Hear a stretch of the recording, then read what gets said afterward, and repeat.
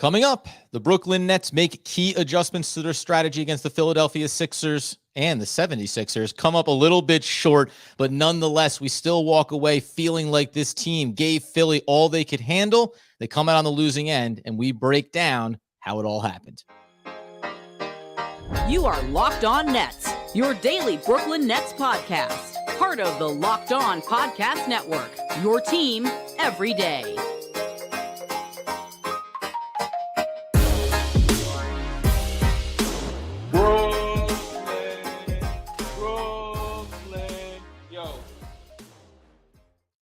Yes, my friends, it is the Locked On Nets podcast right here on the Locked On Podcast Network. It's your team, the Brooklyn Nets, every single day. Over there, you're going to find Doug Norrie, owner-operator of DFSR, for all your daily fantasy sports rankings. From DraftKings to FanDuel, he's got you covered. I'm Adam Armbrecht, breaking down the New York Football Giants on the One Giant podcast, and your playoff-bound New Jersey Devils on the Devils Puck Luck podcast with Danny McDonough. We thank you for making us your first listen of the day. We are free on all those great platforms, and let you know that you can download the Game Time app, create an account, and use code LOCKEDONNBA for $20 off your first purchase. Last-minute tickets, lowest prices, guaranteed. And what felt guaranteed, Doug, was that the Nets were just going to get blown out in game number 2, and yet they found a way, made adjustments, and to me, gave the fans something to really be invested in game number 2 against Philly. Yeah, it's a little tough to know how to feel here. I mean, of course you're disappointed. It's disappointing to go down 2-0 in the series. It's disappointing to play, I think, pretty well here and come out with not even probably be in it in the last minute. Those are always tough pills to swallow. We'll go through sort of the highs and lows of this game. Like on a high level, they're down 2-0 in a series to a team that's really good, and I thought the effort from the Nets tonight was a total A+. On the other hand, this is a situation where they're down 2-0. I'm going to go back. You're going to hear me go back and forth a lot on this one, mostly because I think that there's a lot to take away. But of course, you have to start with the part where it's just disappointing to be down 2-0 in the series. Yeah, I mean, listen, when, it's funny. Coming out of game number 1, I said, boy, 121, 101, 20-point loss. It just doesn't feel like that's representative of how strong the Brooklyn Nets played for 3 quarters, and even a little bit more than 3 quarters, right? You turn around, and in this game, a little bit of window dressing on the back end, sure. But this actually does feel like a 96-84 loss, a 12-point game. It was really right there for them. And unfortunately, for all that the Nets did do well, and we'll discuss the adjustments that Jacques Vaughn made, things that fans clamor for, and you feel like it's this very easy to see. Why don't you just do it immediately in game number 1? They made changes. But I said, man, it's so weird to be a fan of a team, to be covering a team that goes down 0-2 in an opening round of the playoffs and not be dejected by it, because there really are it seems they're outmatched. They're outmatched in this series. I don't want to make it that simple, but we all know it. We talked about it coming in, and yet you had several instances throughout this game where you went, maybe they're not outmatched. Yeah. Maybe Philly's got the problem, and you rarely get to say that in a series like this when you look at the matchups coming in. Look, I think we thought in the first half of this game, it would look very much like that the Sixers took a punch and wobbled a little bit here, right? Yes. Like it was very much setting up to be like you got hit, and maybe they weren't expecting it. The Nets were throwing a few different looks at them. And really, when you look at the game on a whole, I think what makes this one even more disappointing than the first game, and the first game was definitely a disappointing loss, this game I find to be more disappointing because the path to victory was there. Like this game had a path that you can see, and you can draw a straight line through some of these stats that kind of put the game together. Like I can tell a story with the stats, and you can tell a story with your eyes if you're watching the game, that there was a path to victory here in this one, even more than the first one. Like it was a little harder to see in that first game. I thought I liked some of the things they did. I didn't like some of the other things. This one, like they held Joel Embiid and James Harden to 28 total points. 28 total points. They held the third best offense in the league to 90. Third best offense in the league to 96 points with their best players playing like max-ish minutes. Yep. And when those things happen for a team, it's almost like, you never want to be like, it's always better to be competitive, but the disappointment you feel coming from being able to maybe see it. Like we can kind of squint and see this. Like they might be able to pull this thing off. I think that's the other one, because there's a lot of things that the Nets did really, really well, and a lot of stats that if you looked at them, like if I told you right now, hey, the end of game 2, the Nets will have held Joel Embiid and James Harden to 28 points. You're like, holy cow. Like, did they lose by 100 and those guys played 10 total minutes? Or did the Nets actually win? Because that's the kind of story you start telling yourself. Yeah, and it was that thing. Remember in game number 1, we talked about Embiid, and we'll get deeper into the adjustments here. But that idea was like, well, with that many looks and the way that the defense looks like it's going to trend for Brooklyn, you can't expect, I said 7 for 13 from James Harden. Is that really something he can repeat? Well, maybe not, but with all the shots, and it's rare that you would think that only one or the other is going to go off. So effectively, when we came out of game 1, we felt like, yes, Harden had an absolute excellent game, but Joel Embiid was fairly controlled. This game, Harden is quiet for James Harden standards, and Embiid gets his in a different way than he did in game number 1. So again, there's a frustration there. And I think one thing that fans will probably look at and say, was this the right adjustment? Was this the right strategy? Oh, yeah. Again, you and I always talk about this. Don't be results oriented about whether or not the process was correct. This was the right process. The result came up short, but I can paint you a picture where you do this exact same game 20 times in a row, and the Nets are within 1 or 2 possessions down the stretch late with an opportunity to close the gap here. We'll get into what the adjustments were. Yeah. One more thing before we go off of that. I just want to say about the results oriented, because I just didn't want to. I'm sorry, I'm itching to say this. I'm going to be results oriented here. The results in some of these things were great. 20 points for Embiid is the 4th lowest scoring total for him on the season. Sure. And the other 3 games were epic Philly blowouts where they pulled him out in under 30 minutes. So and he played like some of these games he played 27, like one game he played 16 minutes because he got hurt. He played 37 minutes in this game. They held him to 20 points. The guy's going to win the MVP. And don't give me the rebounds thing. The rebounds, yeah, he had 19 rebounds. A lot of that's a byproduct of the Nets didn't hit their threes. So like the stat line to me is like all the right directions here. So anyway, sorry I'm just like a little fired up because I do see it here. And I think actually there's a lot of results here that you will take every day of the week. Like we played this game 100 times in a row. I'll take this every time, because this will be a victory many times for the Nets in this scenario. And actually, the one thing that I will make mention of in listing Embiid and listing Harden, we talked about those matchups. We also talked about Tyrese Maxey. And if you're going to have Maxey play 40 minutes and go 13 to 23 and give you 33 points, guess what? You'll live with that. You'll live with him being the guy that is getting those results when the other 2 are putting up their stat line. So to your point, I guess it is a little bit of results oriented in terms of wins and losses. It's a loss, but results oriented in terms of getting what you wanted out of Philadelphia, you did check those boxes for sure. So it's a win from a strategy standpoint. It's a win from an execution standpoint. It's a loss where it matters most, and that's in the series being down 0-2.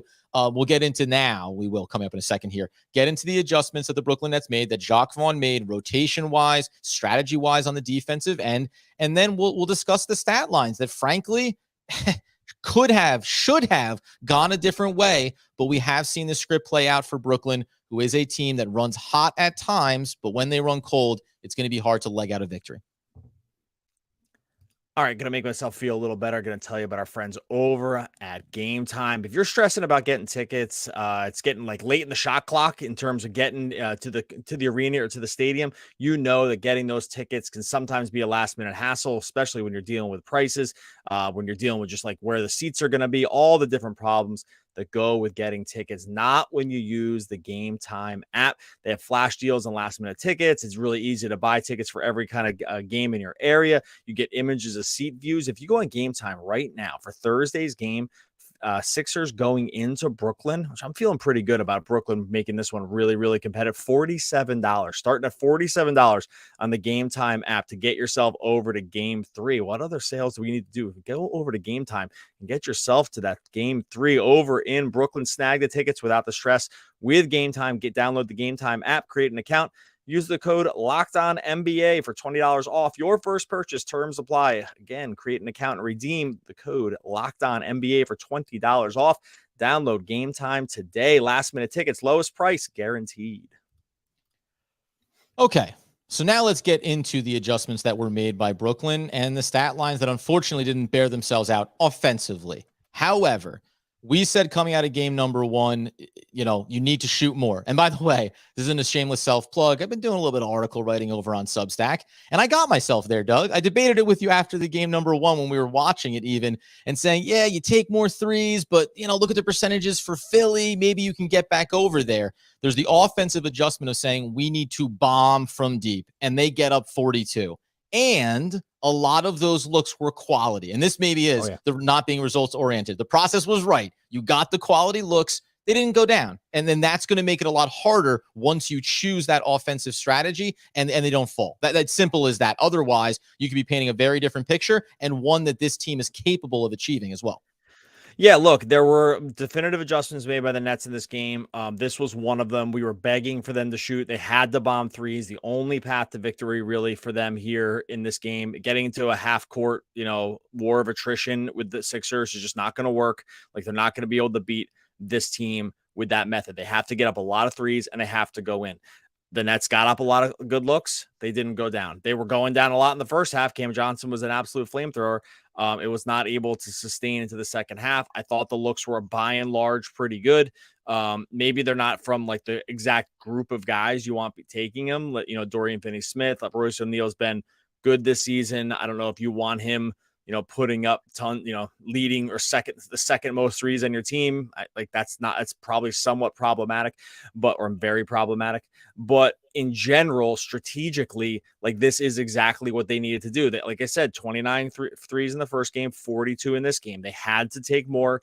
It was just the only way they're going to be able to trade punches with this team. Yep. So to see them do that just for start, and it was so clear right away. Like, they were well on pace right away. It was like, hey, that was last game was not what we wanted out of this. A lot of that was Mikal in the mid range, but in this game, the clear operating orders of get out there, every decent look has to go up.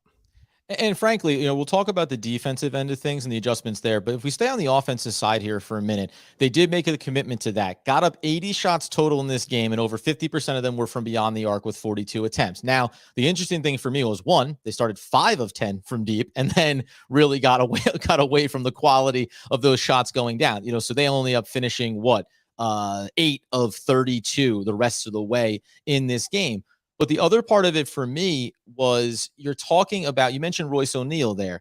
These are the things that you do need to live with in that regard, because they're going to settle in to some of those opportunities defensively if you're Philadelphia and saying, yeah, Royce is third or fourth worst option here in terms of guys that we want to see take these looks. And we know as well that Royce has been clutch late in games, late in shot clock sequences, but he had been a guy, not as much late in the season, but for over the majority of this year, he had been a guy when it's clicking. And when it's not, it's not. And he's probably the strongest candidate for, as you see them not start to fall, you're pretty sure they're not going to fall the rest of the way, right? So there's that element of it that I think you come up a little bit short on, but the strategy makes sense. And I'm going to sidestep to Cam Johnson here for a minute if I can, because I came out of that game number one saying I loved what I saw from him, and I just wanted to see him duplicated. Now, it didn't happen in the second half.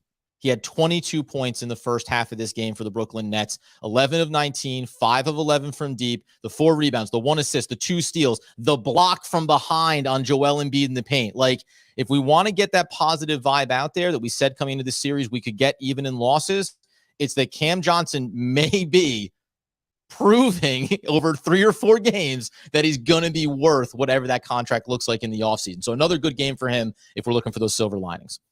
Yeah, and he was going to need to have this game because the Sixers adjustment here was to limit Bridges' attempts and not make it easy to get him into the drop, to be able to punish the drop coverage on Embiid, and that became a lot harder. There was a lot more attention to him. There was a lot more sticking to him over screens. Like, it was very much an operating order for them on going the other way as an adjustment to make sure Mikal didn't kind of kill them. And this is one of the reasons they get up a lot of threes, is because Mikal lived in the mid-range for the first game and just didn't for this game. Like, it was like, hey, Spencer Dinwiddie's and Royce O'Neal's and those guys, even Cam Johnson, like, those guys can get all the shots. Like, that was how the Sixers played this one. And that's what happened here. And if anything you want to say should go the other way, like, should Mikal have, more of an opportunity for him to get into his bag a little bit?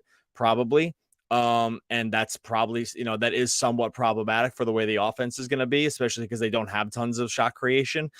So I think, that was a Philly adjustment. That was clear. That was like, hey, he can't get 20 shots up again, 20 plus shots. Yeah. Like he's like the one guy, everyone else can do it and they're going to have problems, but he can't do it. Cam luckily stepped into the void there and it didn't carry over, but in the aggregate, 11 for 19 from the field, he'll take that every single day.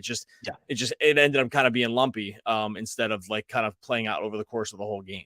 And we saw that at the back end of game number 1. At a certain point, Philly started to say, well, we're going to start blitzing McHale and get the ball out of his hands. But early when they went with that strategy, the Nets were able to have someone in Cam Johnson step up. The last thing I did want to make the point around the shots real quick was just that they finished with 80. But at the end of the first quarter, Brooklyn was 23 shot attempts. So they were on pace to be well over 90. So the one thing that happened here was early the Nets did the things they wanted, won the turnover battle, 19-9, I think they ended up finishing this game with, had the pace, the tempo, the things that they wanted to accomplish. Unfortunately, gradually over the back half of the second half of this game, Philly got them back to where they wanted. They slowed things down. They mitigated the number of shot attempts that Brooklyn was able to get up there. They were a little bit more intentional on defense, Philadelphia was. So it's funny how well the strategy was working early and how it just slowly faded. And I don't put it all on the adjustments of Philadelphia. It's, again, just shots not necessarily going down for Brooklyn. Yeah, and look, and just in terms of some other adjustments, because we're going to talk about Dinwiddie here a little bit too. Like there's some other problems for sure, like just significant problem areas. But I do want to credit Jacques Vaughn here a little bit. Like there was a clear change in strategy in this game. And it was right away, you could tell like some very just macro changes that they made. So just game 1 to game 2, they changed their first rotation. There was no Day'Ron Sharpe in this game at all. Like he didn't play. He played in the first game. He did not play in the second game. It's a major adjustment. They committed to stay small. That's a really uncomfortable thing to do against Philadelphia, like to continue to stay small. And against with Joel Embiid on the court, it's gonna a lot of times go the way you think it's going to go, but they frustrated Joel. They double teamed him. They threw different kinds of double teams at him. They waited like what sometimes it was all out blitz. Sometimes it was wait till he puts the ball on the deck. Sometimes it was none. Like it was a confusing sort of, I think they had him confused for a lot of the game. A lot of those did end up with as Tyrese Maxey open shots. Someone's going to be open. Like this is part of the strategy. It's very, very difficult here. Like the Nets are very undermanned, but there were clear strategies of what Jacques Vaughn was doing here, which I appreciated. I think like we saw less of those Harris and Seth lineups together, which is good. Like this is going to be funny moment for everybody. Joe Harris in 13 minutes was plus 19. I'm just going to put that vibe out there for everyone. We can continue on. But yeah. How is that even possible? I don't know. I have no concept of how, but continue on. But to your point, you got away from the Curry and the Harris stuff, which we knew we wanted to. And I will say on that defensive, the only thing there were clearly adjustments made here. Like they did something different. Like they did not. One thing I was really looking for in this game was to be like, hey, are you just going to do the same thing that didn't work the first game? Now you might say, well, this didn't work either. Yeah, that's true, but at least I do appreciate the effort in giving this thing a different look, like because they had to do it. They tried something new. I thought, again, there was a path here. It didn't work out, but there was clearly not a lot of coaches will just do the same thing game 1 to game 2. And they clearly just didn't do that there. They're undermanned. They have, limited options here, but they clearly did something different. Yeah, and if you're in the camp, if you're the part of the fan base that says Jacques Vaughn didn't make an adjustment in game number 1, he should have done this, should have been a different strategy altogether. To your point, these are adjustments, and they were effective in different areas. And just specifically on the looks that they put on Joel Embiid, listen, full credit. And one of the reasons, even though I said Royce can go through those struggles from beyond the arc, Royce O'Neal was bodying up against Joel Embiid. Yeah. And that is a commitment that you're making, not only of the ask that you have for these veterans. Dorian Finney-Smith was stepping into that role when asked. And on certain switches, Dorian Finney-Smith was following Maxey around the perimeter. Because of the limited options you have to make adjustments, some of it is just, listen, we're going to have to provide enough varying approaches that we can steal 7 to 10 possessions where Philly just doesn't get all the way to where they want to be because they didn't anticipate what we threw at them. And you also mentioned Day'Ron Sharpe.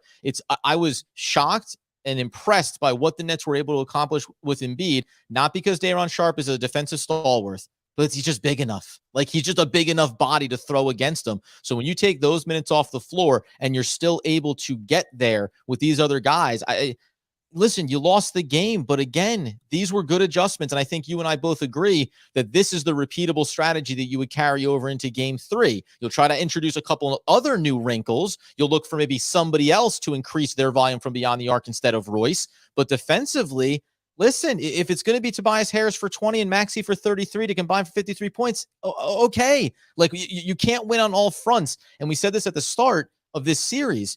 When you go down the list of players on either side, you're going to keep going down the quality ones that Philly can put out there and that can win the lower matchups, right? And that's just the reality of it. But those were really good adjustments from Jacques Vaughn. Certainly, it didn't pay off in the end. The unfortunate piece here that we'll discuss coming up is one thing that you cannot adjust away from because there is no fix for it, and that's Spencer Dinwiddie and the difficulties that he has in this matchup. All right, one more time. I'm going to make myself feel better here. Tell you about our friends over at Prize Picks. Prize Picks is daily fantasy made easy. This is just the kind of thing you want to get into. You go to Prize Picks, you're getting in entries, you're going more or less on the Prize Picks player projections. It's just that easy. You pick 2 to 6 players.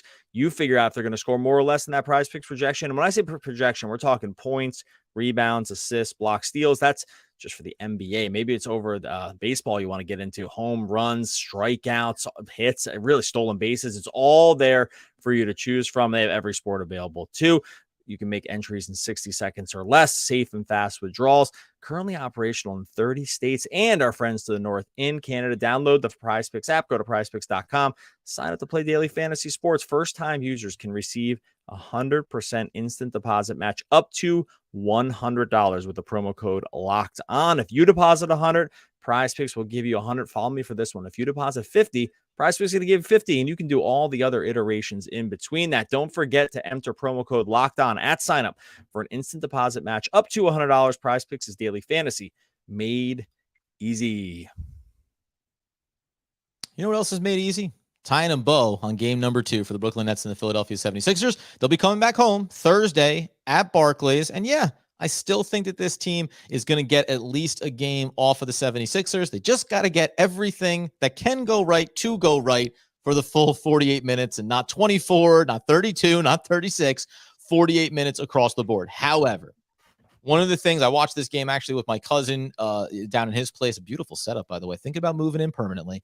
And when we were looking at certain points of this game, when the threes aren't falling, you start to get the sentiment of, well, you just got to try to attack at the basket. And then Spencer Dinwiddie and a couple other guys too, but they gave you the sample of what that looks like. It's getting swallowed up. It's getting eaten alive in the paint because you can do the drop coverage and you can congest the lane. And Mikal Bridges, who hurt his wrist a little bit and then also hurt his elbow with a collision with Embiid on the defensive end, as he needed someone else to pick up that mantle for him. Spencer Dinwiddie, man, the spread eagle mid-range jumper that went down that had no business going down, like that aside, it's a continued example of how brutal this matchup is for him. And unfortunately, the other part I think that I realized watching game number 2 is that it's not one of these scenarios where you can say, okay, the shots aren't going to fall, Spencer. Just be the assist king. Have 15 assists in this game because the defense can stay at home for Philadelphia, and you're just not going to create those same opportunities that you were late in the regular season. We knew going into the series, this was going to be a really tough matchup for him. This is just kind of the worst matchup. I don't know if maybe Milwaukee, I don't know if there's a worse group here that he can face with the exact way he plays. He wants to get downhill. We said it after the first game. He wants to turn the corner on the defender. He'll live with the step back 3, but he does not want to default to it. Right. And he's just in a situation here where there's just not many outs for him. And it sucks because he was really, really good for the Nets, basically since the trade deadline, and definitely over the last month and a half. He's been really, really good. This matchup, these bigs that can protect the paint, that like when you have Joel Embiid protecting the black line, I mean, we saw it. How many times have we seen it? It's not just him too. It's everybody. The Nets, It's nobody Reed on the and Nets, it's Yang and nobody on it's the Nets can Tobias get to the Harris. rim. Yeah, yeah. Like they just, Oh, no, sorry. It's like nobody on the Nets can get to the rim. Like nobody. They have not Cam scored. Johnson got swallowed up. Yeah, it was all. They haven't scored at all at the rim. So it's not like it's just him that can't. Like the whole team can't. They cannot score in the paint against this team on dribble drives. But the difference is he needs it. Like he needs to be able to do that because that's like he needs to be able to, like, no one's worried. No one in the Sixers is worried when Spencer Dinwiddie beats the primary defender, which is, by the way, where he got a lot of his assists in the second half. He turns the corner in the first guy and he read and reacts. Lob, right? Lob game, good. Stop and kick. Like he's been really, really good like that. The problem is even when he gets past that first defender, there's just a wall in front of him. And everyone else stays home because they know they can. Because when you have Joel Embiid operating on your back line defensively, you can stay home defensively. And at that point, there is nowhere else to go. So all those like big double-digit assist games that Spencer had, down the stretch, they're not available anymore because everyone else is kind of locked at home on their primary defensive assignment. And so it's just tough. It's not his fault. It's not his fault in the sense that like this is who he is as a player, and this matchup is particularly bad, and it's brutal because the Nets just need something more. Yeah. And through the first two games, it just hasn't been there. It needed to be Mikal Bridges, Spencer Dinwiddie, and then Cam Johnson, right? All serving and providing significant lifts every single game. And you can make the case, again, Cam Johnson has been checking that box, but what we want to have, even again tonight, 28 points for Cam, Mikal a little bit less at 21, not as big a performance as game number one. You need Spencer Dinwiddie to slot himself in there as a 25-point guy for this particular game, and I just can't squint and see that being the result. By the way, when I went and looked at this too, Spencer Dinwiddie, when he was in Dallas, he was putting up 6.5 threes per game before the trade this season and knocking it down at over 40%. He's down around 30 with Brooklyn, and that's a product of the type of game that they run and also the gravity of having a player like Luka on the court with you and some of the easier looks that it sets Spencer Dinwiddie up for. So that's the other brutal part of this. He can be effective from beyond the arc. He has not been effective from deep with the Brooklyn Nets since the trade. So that's the other area here. 1 for 3 tonight. He didn't even lean too heavily into it, but he couldn't be a part of the 3-point barrage that you wanted to put up there. It's arguably why Royce and Dorian Finney-Smith end up putting more shots up like that. And by the way, maybe Spencer's line looks better if people are hitting those shots, right? The assists are going to go up if guys are hitting those looks. So that's the other part where it's a brutal series for him in that sense, because he is at the mercy of how things go for teammates, whether or not they're effective in their looks.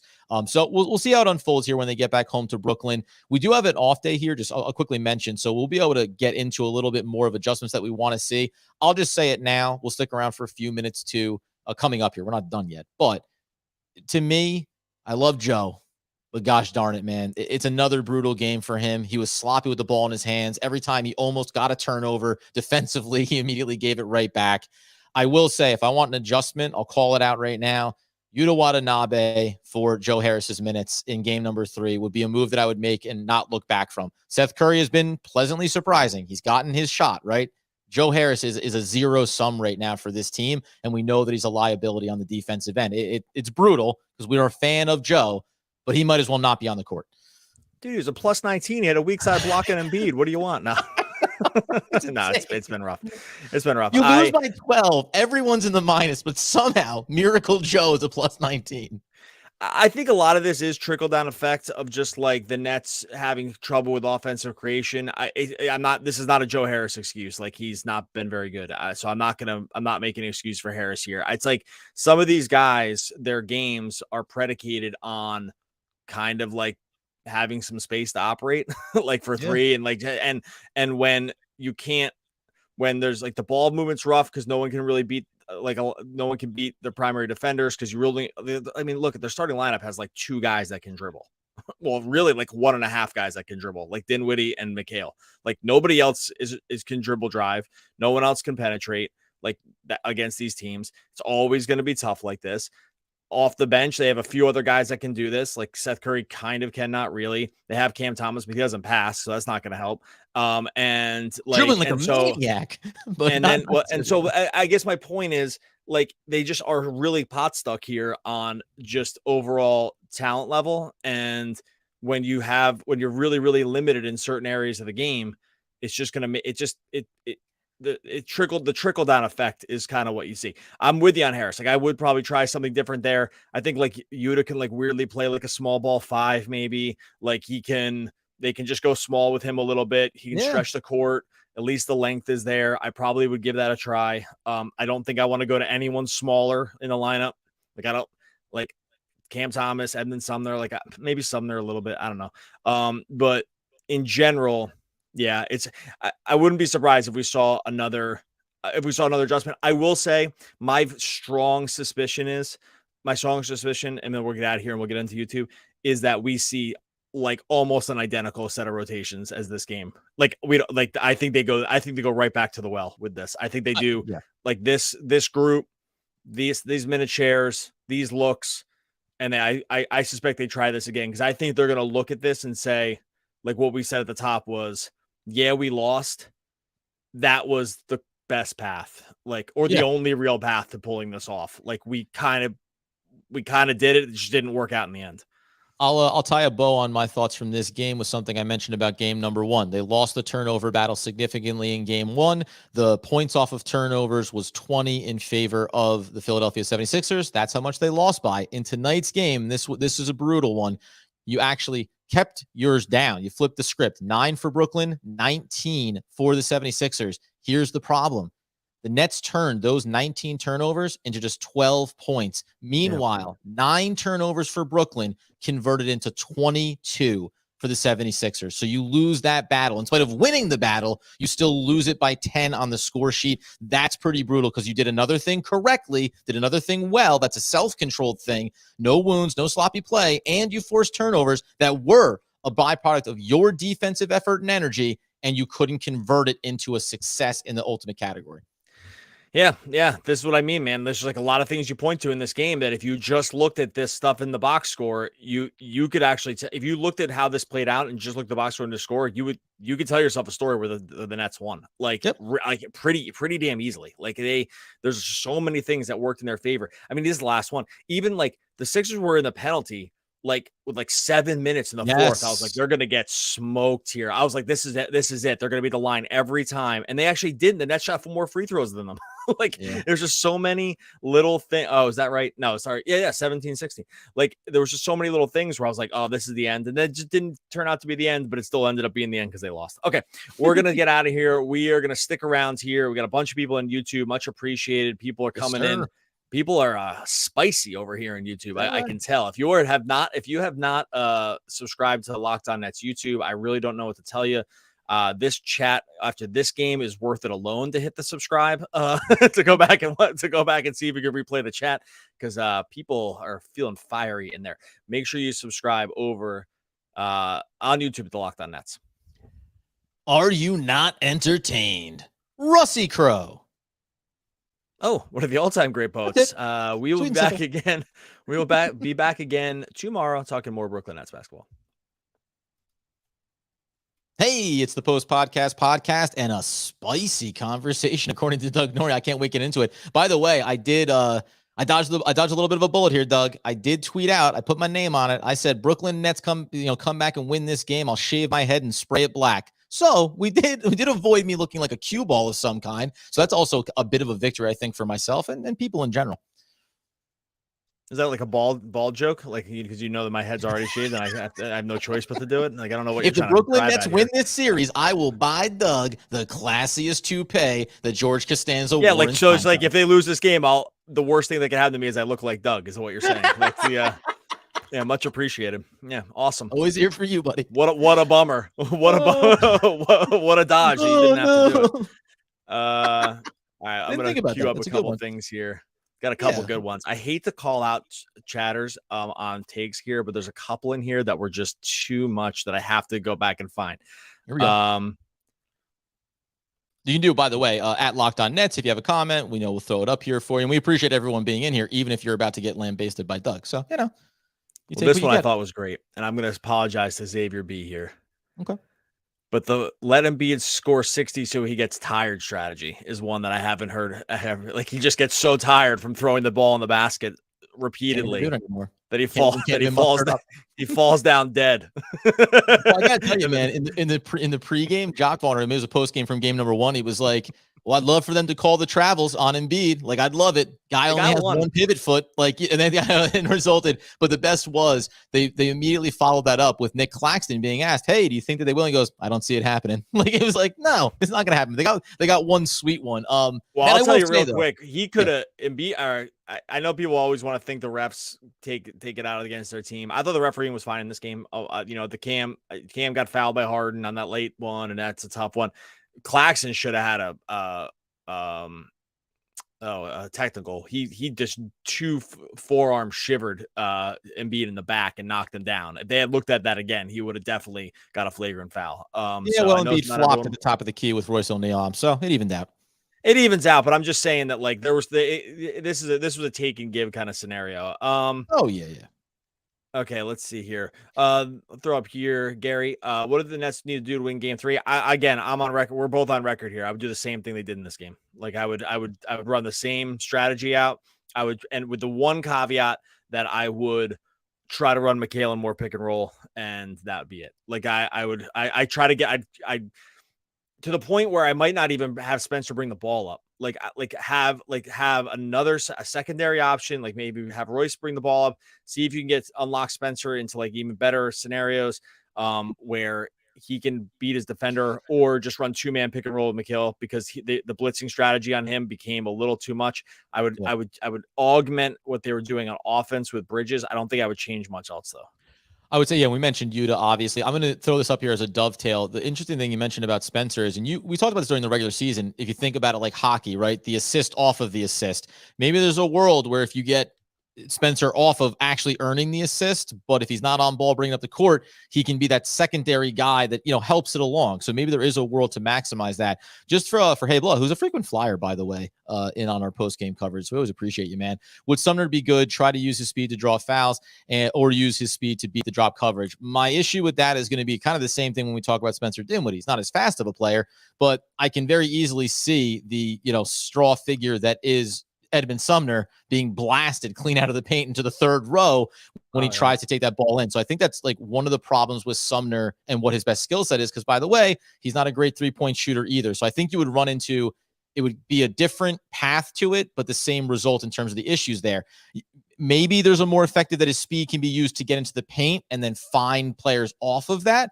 And who knows? I mean, maybe he's a guy that you would try to use to get Spencer Dinwiddie off the ball. But, Doug mentioned it. You really can ill afford to get any smaller with any adjustments that you make.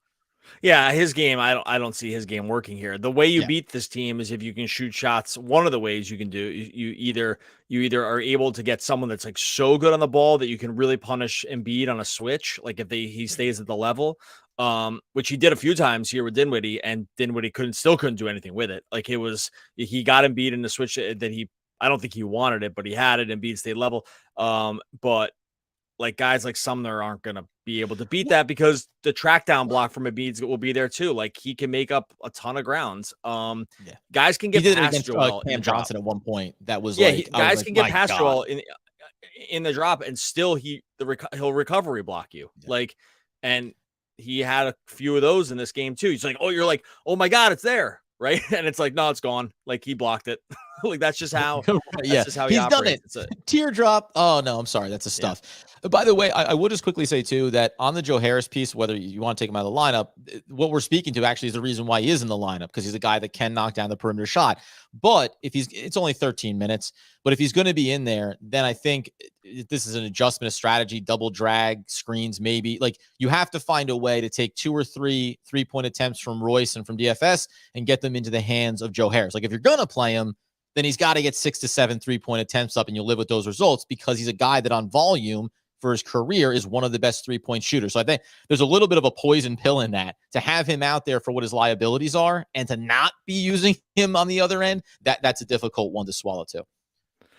Yeah, I don't know. I probably would like to see the Nets could probably stand to have a little more motion. Like they did run a little bit. I mean, you saw Sixers ran zone for a little bit in this one. That kind of tripped the Nets up at first because they didn't have enough guys flash to they didn't have enough guys.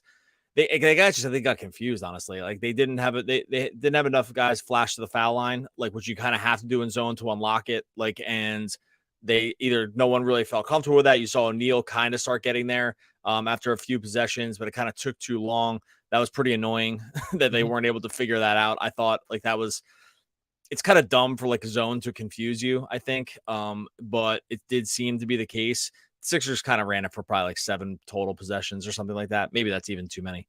But every time the Nets were like, whoa. They was like, they finally at the end when they had like, I'm pretty sure it was O'Neal, like flash foul line, which you basically have to do. It's like this like mini short roll because you have to be able to, you basically have to be able to figure out who's going to come on which guy's going to come on the help so you can start to unload or open up some space. But in general, it looked pretty damn bad. So having some kind of strategy to attack the zone would be the other adjustment that I would make. They definitely did not have that one. If you have one you want to throw up, this is a good one. I think here it is a little bit high level of from Richard to use this series as who to keep or don't keep in the future to see our players' biggest weaknesses. Now that the playoffs are a strictly chemistry built series, yeah, I think that's the funny thing about the stat lines won't say it, but I've actually liked what Dorian Finney-Smith has done. Like Cam Johnson is showing, hey, like I am a playoff basketball player. So wherever you want to put him in your pecking order, DFS it doesn't matter. He should be far further down it.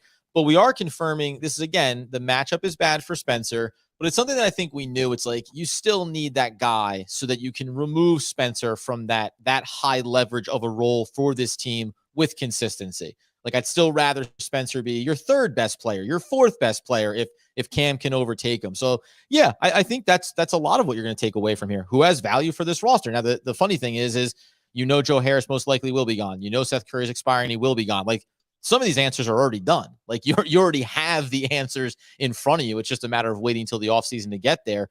The bulk of these players in the core, they're not going anywhere in the short term for this team. But it is nice to see some of the things that they've built here, even over these first 2 games. I just remembered this too. Ben Simmons is technically on the roster. He'd be really, really, really nice to have in this series. He'll be good here. Like 75 to 80% of the old Ben Simmons would be kind of like exactly what they need in this series, especially the going small. I'll just say it because whatever, like they're down 2-0 and they're probably going to get swept or whatever. Maybe we wouldn't get to 5. But in the old, we might as well dream because we're all sitting here on the end of the playoffs. Maybe like Simmons would be kind of perfect for this matchup, especially those like small ball lineups where, cause he'll front Joel a little bit. Like he can actually get into passing lanes. He can free safety a little bit, especially on a double team, like hide him on have him guard Tucker and then come in as as the help defender, which is, this is why PJ Tucker's always open because his guy's always the guy that's meant for the Joel double team. Like this is what happens. That guy being Simmons, who can also get out in pace, who can actually turn the corner on drop a little bit, but he's big enough to like finish at the rim with a little more authority because he's, 6'10" and not 6'5" or whatever. Like those little things would matter. But again, we're total pipe dream because I'm not sure if we ever get that guy back, but it's nice to remember that this guy would be, the point of trading for him for Harden was to have those things sort of unlock different parts of your offense. It's just maybe never going to happen, but yeah, it's a bummer because he'd be pretty nice in this one. And by the way, like DJ called Quest, like is saying that they missed 10 to 11 open jump shots in the 4th quarter. I mean, listen, Philadelphia shot 31% from beyond the arc too. You can get a little bit too surface level if you just say, yeah, knock down more of those shots and it all works out. Like there's the world where Philly shot a better percentage and it was a little bit more difficult here. By the way, guys, we'll try to throw up a couple more comments before we get out the door. But if I'm reading the tea leaves and some of the visuals, I think Doug Norrie needs a little, might be this past Doug's bedtime, I think tonight. Yeah. Buddy, what do you want me to do, man? I'm an old man. It's these late nights, these get me now. Buddy, we hung out yesterday. I've been moving to a new place, been moving for 2 straight days. It's catching up with me here a little bit. It's all right. That's all the Nets carried me through here. Just see if we got anyone else here. This guy said, Doug, what's the hair routine going? I'm not sure what that means. I don't have any hair. The routine is to What was your strategy? Was there any steps that you took to not have more hair, or did you kind of wait and see? Was it a wait and see approach before you made the adjustments? Well, I waited too long. I didn't realize I was bald until I saw a picture at the top of my head, and I told my wife, I said, "What the hell's going on up there?" And she's like, "You didn't know you were bald?" I was like, "I didn't know I was bald." I mean, this is a long time ago, but I'll tell. Oh, by the way, this must be a similar story. I don't care. It's, we're having fun here. My dad did the same thing. He said he was, whatever, hanging out, having a great life. He had hair in the front, had a mustache, living the dream. And he saw a photo, and he's like, "Who's that bald guy?" And I was like, "It's you." He's like, "What?" And I guess, I guess everyone goes through that. No one gives you the heads up. So anytime I see someone, I respect everybody. I love the hair I have until I don't have it. But it feels like I should be doing people a solid and saying, "Hey, buddy, you're going bald." Bad news, nice Doug. You're going bald. Most people already know. I was willfully ignorant. All right. Let's see what else we got up here. We've got some Trae Young talking here. No thanks. Pass. That'll be an off-season no thanks episode on that one too. Here we go. Vaughn got an extension. What a joke. I think that's a joke. There you go. How about that? That was hilarious. I thought it was fine. I thought the adjustments were fine here. I think that I thought this was not. If you do not, let me put it this way: if you don't like Jacques Vaughn, I would not point to this game as the game of example 1A about like why he's not a good coach. I'm sure there are other. I know there are other examples. This game would not be one of them. So I would save your vitriol for when it actually is a case where it is actually not where he's actually not coaching very well. I thought the coaching on this one was pretty well. Pretty good. Richard, we will get to this in the offseason as far as what players were thinking about. We'll get to that for sure. But and I said the same thing about everyone talking about trade machine stuff and anything else. I know the Nets, we all know the Nets are most likely going to lose this series. When it happens is TBD, but I'm not talking about that stuff until the Nets season is actually over. All right, I think we'll get out of here. Adam and I will come back. We'll talk, break down we'll probably for tomorrow, break down a little film, look back at some of the stuff that happened in game 1 and game 2, the stuff that worked, the stuff that didn't. We're going to look specifically at what happened to Mikal here. I mean, I was pretty clear what was happening to him, but it probably deserves a second look to see what Philly, specifically was running at him the entire time. So I think that'll be pretty informative for what we have going into game 3. And we'll highlight and we'll break down game 3, probably talk a little extra just general playoffs too, like Clippers Suns last night was amazing in like just the craziest kind of ways. We got Golden State and Warriors that are battling right now as we're talking. So there's a lot to get. There's a lot of other NBA stuff to get into here. Did you not have Russell Westbrook block on Booker at the rim? Like you didn't have that on your bingo card? Come on, guys. That was the last night, man. I'll tell you, that was like the full Russ experience was on display there. It was like everything. The Twitter thing, whatever, but like you had there was the best tweet, like the all-time 3 for 19 performance where you're totally elated by it from Russell Westbrook. Oh, it was like no, I said it was the best. It was the greatest 3 for 19 performance in basketball history. Like it was it was unbelievable. He went 3 for 19 and he was the reason they won. That's like impossible. Like it's totally impossible. Like miss 16 shots and do all this stuff. It was amazing. I kind of root for him. It's like in situations like that, I was definitely he played like a madman. I actually did say real quick, and then we'll get to DJ here, and then we'll go. I did say the Nets should emulate a little bit of what the Clippers did against the Suns, which was play like absolute lunatics. Like they played, played like lunatics. Like the Clippers made me think that like there was like someone told them like, hey, if you don't win, you'll die. Like that's what they look like. Like someone told them that before the game. And the only cure. Oh my God, they fought over every screen. They fought over. I mean, Russell Westbrook's fighting over screens like he's trying to catch someone that stole his kid. Like it was unbelievable. Anyway, we'll get out of here. No, my closing thought is like, 7 foot, 300 pounder, baby. I think that's Andre the Giant measurements right there. And if you can get one, I say we go for it. My God. Yeah. I mean, why don't we get a 10 footer that's 900 pounds? Then they just stands in front of the basket and no one can score. Come on. And he doesn't even have to go up on offense because he just stands in front of your basket for, 48 minutes a game and then just blocks everything away. There you go. Everyone wins. So why stop at my point is why stop at 7 foot 300 when you can just go 9 foot 700? Like, no, wait, let me finish. 8 foot 400. Hold on, 9 foot 500. We'll be back again. I mean, I can keep going with this game. It's like this 7-minute abs. I'll have a 6-minute abs. Okay, we will 7. We'll get out of here. Make sure you subscribe over on YouTube. Please, no more DeMarcus Cousins comments in the comments. We will be back again tomorrow talking more Brooklyn Nets basketball. Dwight Howard, baby.